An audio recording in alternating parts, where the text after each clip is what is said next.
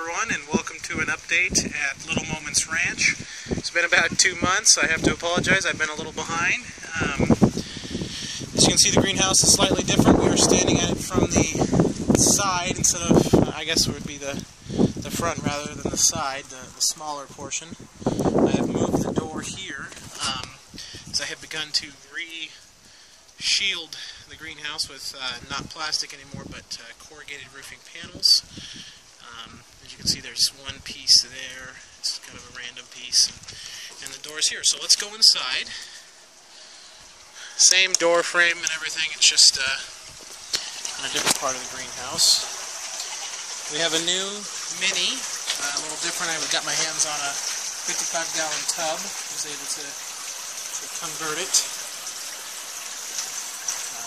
Same principle, it's doing pretty well. Most of the same plants too, actually. We've got the big guy, and it's pretty big. There's been some drastic amounts of growth in there, mainly tomato in variety. I've been pulling a lot of tomatoes out of this guy. I've been trying to thin it out. I haven't been as diligent with it as I probably should be.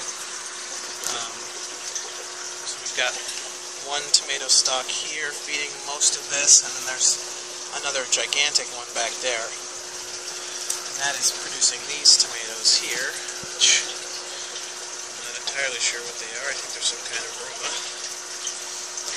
And it is just spilled over onto this other tank, which is still technically a flood bed, but I don't do much with it anymore just because I'm unhappy with it. It will be converted into an ebb and flow, but I just haven't had the time or money to put into the rock and all the other stuff it needs.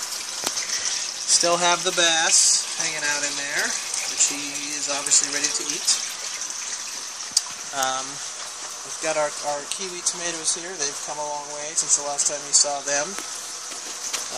They produce these really pretty kiwi tomatoes, and when they're nice and soft, you can pull them off, and they just have an amazing flavor.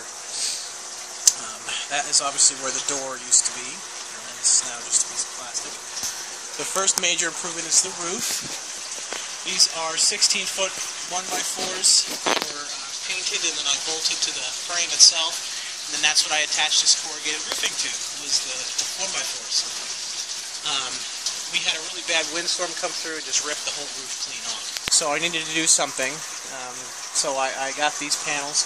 As you can see, they alternate between shaded and clear, and then on the opposite side, it is the other way.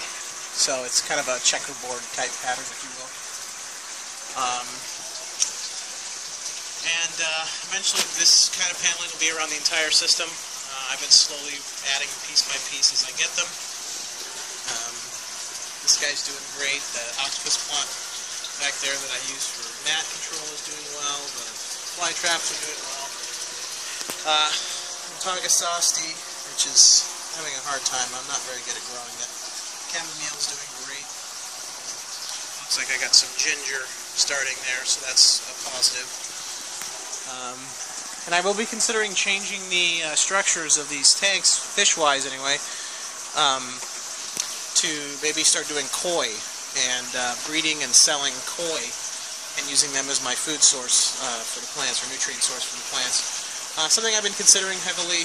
I think it's a good way to go. It's an easily available fish, easy to breed. Obviously you can't eat them, but we have ate some catfish out of the system now, and they have been very delicious, but as a sustainable source, trying to get them on a mainstream basis is just, I don't think that doable. So that's why I think I'm going to switch it up to koi, because it's a much more easily available fish, and just as hardy, and will provide what I need it to provide. So anyway, that's the system. That's the update. Thank you for watching. Appreciate it. Oh, I did add air bubblers to this tank. I was having a hard time. I'm not exactly sure what happened. The system got out of whack somehow. Anyway, I've been aerating it on and off. I don't do it all that much, but I do it to some extent. That seems to be helping get them cleared up. Definitely not the lack of plant vegetation removing the nitrates from the water. That's not the case.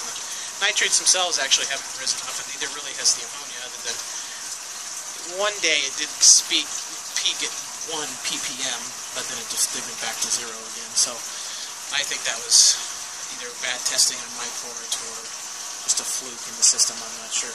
Everything has been seeming to go well. I'm not exactly sure what happened with my water,